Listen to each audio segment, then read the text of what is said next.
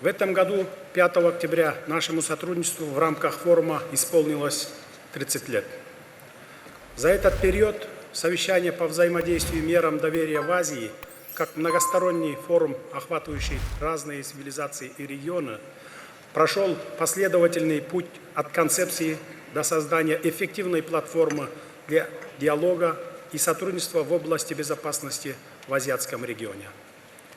В настоящее время совещание представляет собой уже сложившийся механизм реализации мер по укреплению доверия в политической, экономической, гуманитарной сферах, а также противодействию общим вызовам и угрозам безопасности и стабильности.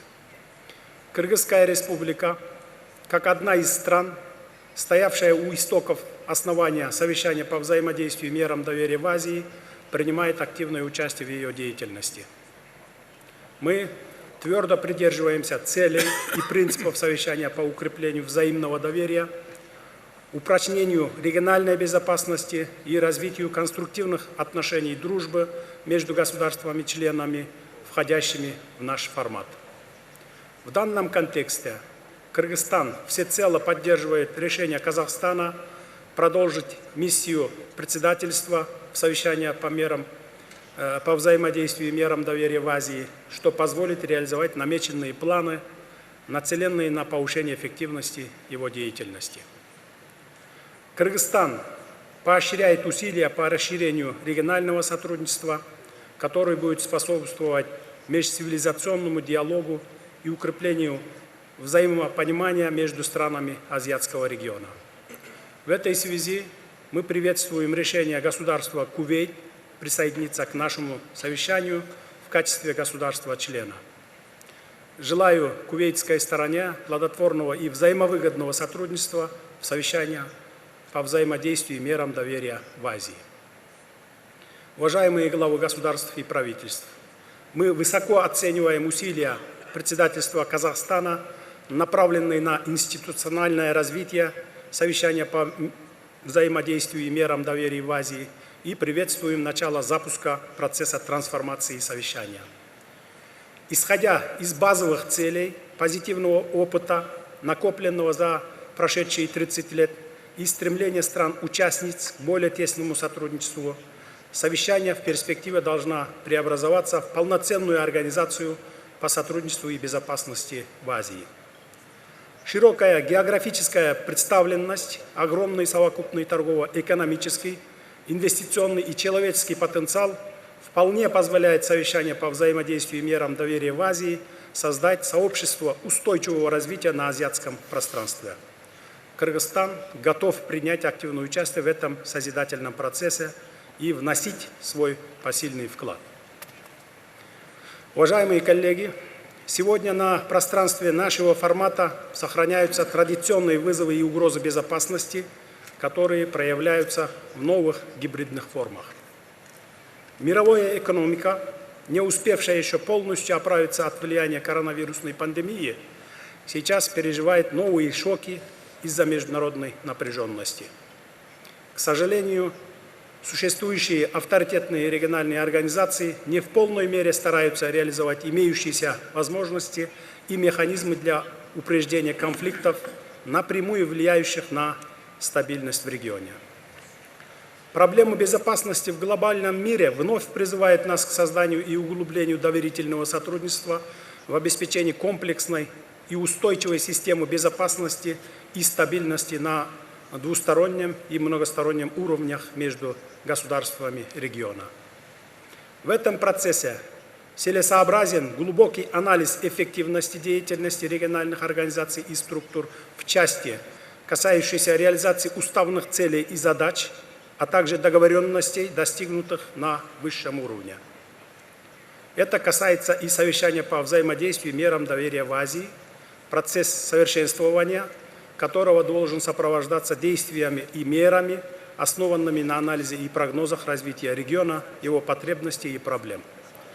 В этом плане особая роль отводится форуму аналитических центров, который является постоянным органом совещания по взаимодействию и мерам доверия в Азии, объединяющий ведущие аналитические и научно-исследовательские центры государств-членов.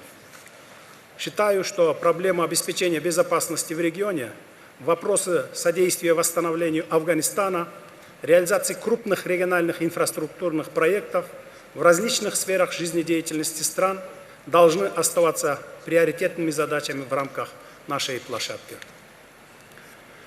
Пользуясь случаем, хотел бы отметить о решении кыргызской стороны стать сокоординатором в сфере торговли и инвестиций экономического измерения. Сегодня Азия является локомотивом мировой экономики, и поэтому чрезвычайно важно концентрировать наше внимание в деле развития экономической направленности. Мы рассчитываем на плодотворное сотрудничество в данном направлении. Кыргызстан также является сокоординатором в сфере человеческого измерения и вносит свой вклад в укрепление межцивилизационного диалога, укрепление дружбы между народами. Всемирные игры кочевников, инициированные Кыргызской республикой, стали востребованными во многих странах, в том числе и среди стран совещания по взаимодействию и мерам доверия в Азии, стимулируя развитие этноспорта и возрождение национальных традиций. Уважаемые коллеги, технологический прогресс создал новую сферу цифровых коммуникаций, которая стала полем не только сотрудничества и взаимодействия, но также и новых угроз в информационной сфере. Ширится многообразие противоправных деяний, совершаемых с использованием информационно-коммуникационных технологий, выходящих на глобальный и транснациональный уровень. В этих условиях нам необходимы общие усилия и широкое сотрудничество для борьбы с ними. В данном контексте хотел бы подчеркнуть, что правительство Кыргызской республики отмечает значительную роль информационно-коммуникационных технологий в социально-экономическом развитии общества и реализует программы, которые соответствуют целям устойчивого развития ООН. В рамках же совещания по взаимодействию и мерам доверия в Азии кыргызская сторона готова к практической реализации положений заявлений лидеров о сотрудничестве в сфере безопасности, информационно-коммуникационных технологий и их использования. Мы также настроены к активной работе для реализации плана действий совещания по взаимодействию и мерам доверия в Азии по реализации глобальной контртеррористической стратегии ООН. Наша страна продолжает проводить всестороннюю работу по борьбе с терроризмом и экстремизмом, выполняет положения глобальной контртеррористической стратегии ООН, резолюции Совета Безопасности ООН, рекомендаций исполнительного директората контртеррористического комитета Совета Безопасности ООН. В Кыргызстане уже внедрена система предварительной информации о пассажирах и данных о записях регистрации пассажиров для международного отслеживания перемещений террористов. Кроме того, Кыргызская республика разработала и утвердила государственную программу по противодействию экстремизму и терроризму, которая в комплексном виде отражает вызовы и угрозы, формирует цели и задачи, предусматривает четкий алгоритм совместных действий как государственных органов, так и всего общества для противодействия этим явлениям внутри страны.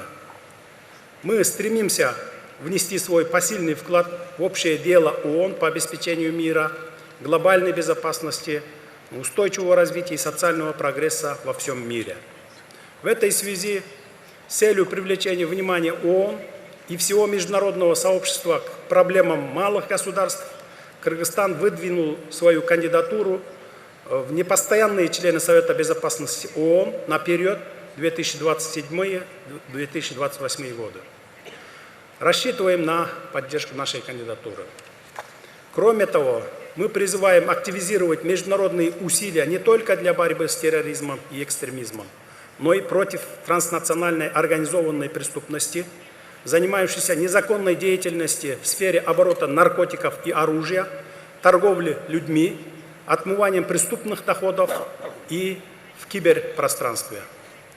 Кыргызстан в рамках Шанхайской организации сотрудничества прорабатывает вопрос создания центра по противодействию международной организованной преступности в городе Бишкек.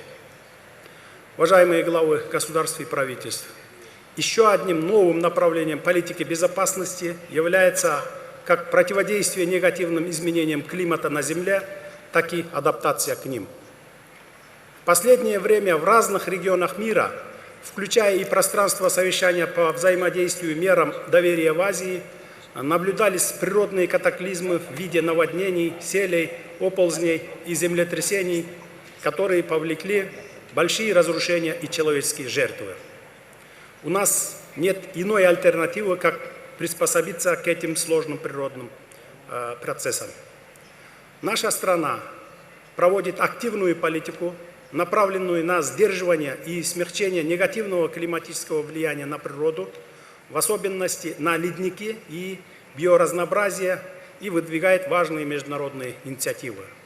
В этой связи мы признательны прежде всего уважаемым главам государств и правительств государств-членов совещания по взаимодействию и мерам доверия в Азии, а также нашим друзьям за поддержку нашей инициативы по объявлению Генеральной Ассамблеи ООН 2022 года Международным годом устойчивого горного развития.